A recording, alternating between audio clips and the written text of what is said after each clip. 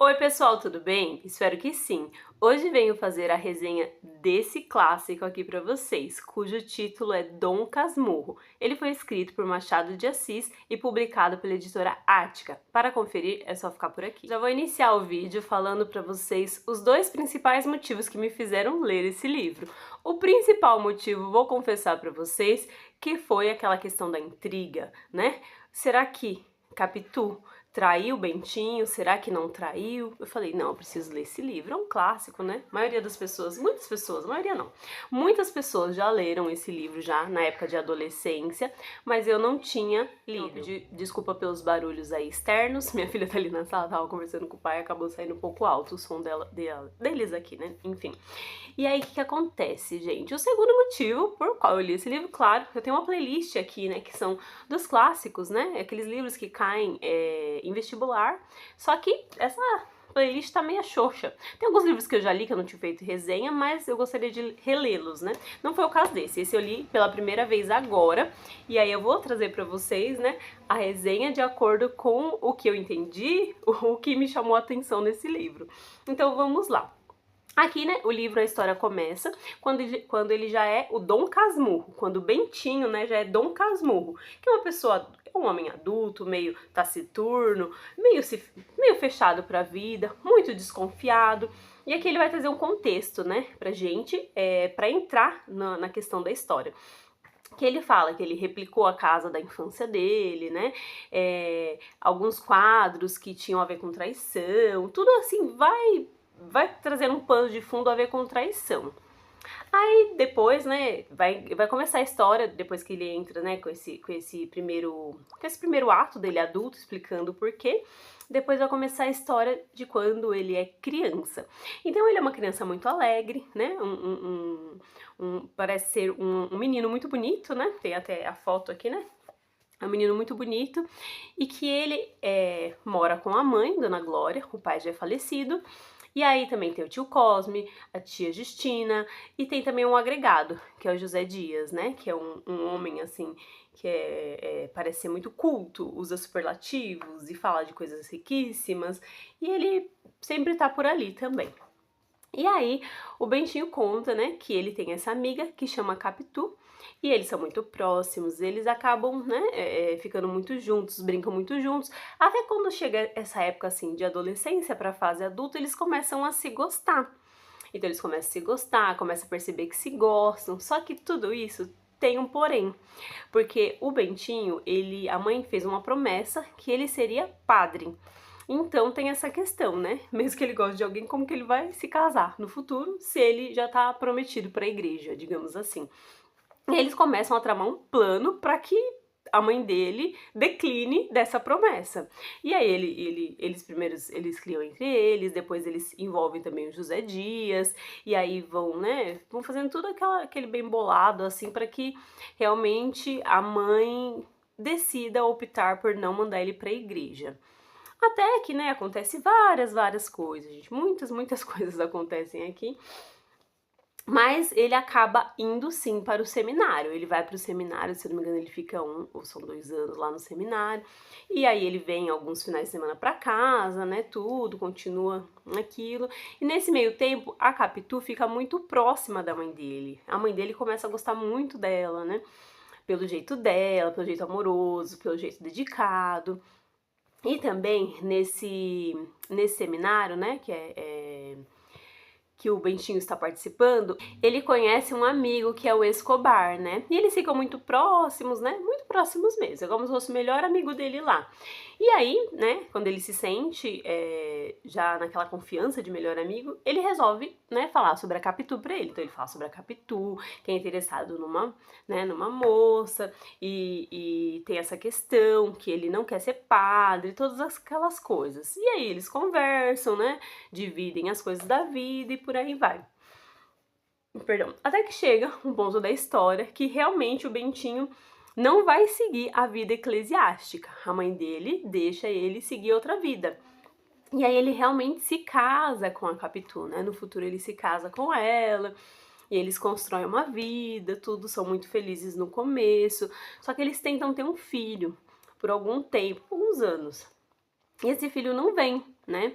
E aí esse amigo, o Escobar, acaba casando com acho que a melhor amiga da Capitu, que se chama Sanchinha. E aí, né, eles acabam morando muito perto, eles têm aquele ciclo de amizade, né, próximo um do outro, visitam a casa um do outro, tudo mais. Até que, né, a Sanchinha e o Escobar, eles já têm, né, uma menina, né, tudo, e acaba que, né, lá nos devaneios lá do Bentinho, ele acaba até comentando, né, que ele sente até inveja, né, porque eles estão com a família completa, e ele e a Capitu querem muito ter um filho e não estão conseguindo e tudo mais, enfim. E aí eles sempre estão naquele ciclo de amizade, né, um frequenta a casa do outro, aquela amizade bonita, mas acabou gerando essa inveja porque o outro já tem algo que ele gostaria de ter. Até que chega um ponto da história que a Capitu consegue engravidar. E aí nasce o filho deles, e aquilo é a maior alegria pra eles, né, tudo. Só que o que acontece? Conforme a criança vai crescendo, o Bentinho vai achando que esse menino, ele tá muito parecido com esse amigo Escobar, e que não tem nada a ver com ele.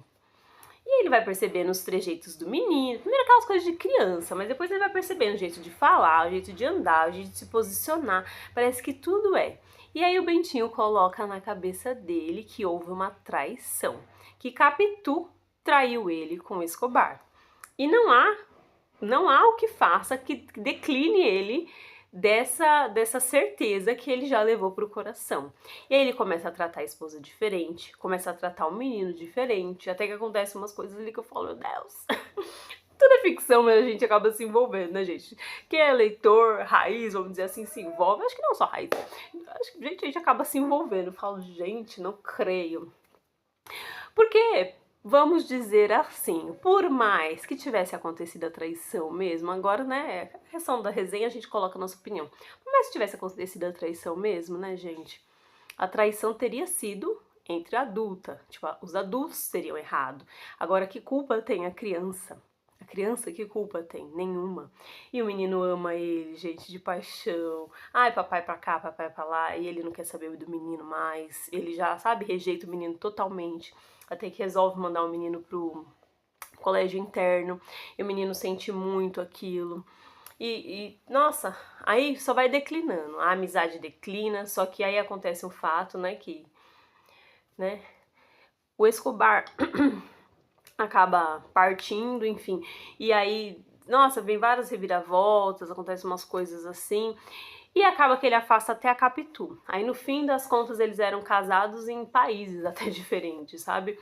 Então ficou uma coisa assim, nossa, muito assim, tipo, acabou mesmo com o casamento. Aquela certeza que ele tinha acabou com o casamento.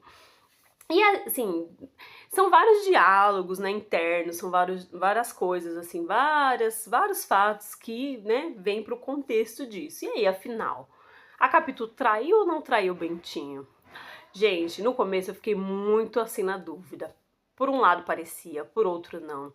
Só que assim, a minha conclusão, né, o que eu acho né, o que eu acho, só quem sabe mesmo, isso é o Machado de Assis, que não está aqui mais pra falar pra gente. Mas eu acho que a Capitu não traiu o Bentinho. Eu acho que ela não traiu. Eles fizeram muitas coisas assim pra casar, foi um amor assim de criança. Ela sempre pareceu ser muito verdadeira, né? E o que acontece? Tem um momento, mas o momento decisivo que me fez acreditar que não, é porque tem um momento que quando o menino tá pequeno e ele tá com aqueles trejeitos parecendo um amigo, ela fala, nossa, só duas pessoas que eu já vi com esse jeito, que é não sei quem e fulano de tal, que seria o Escobar.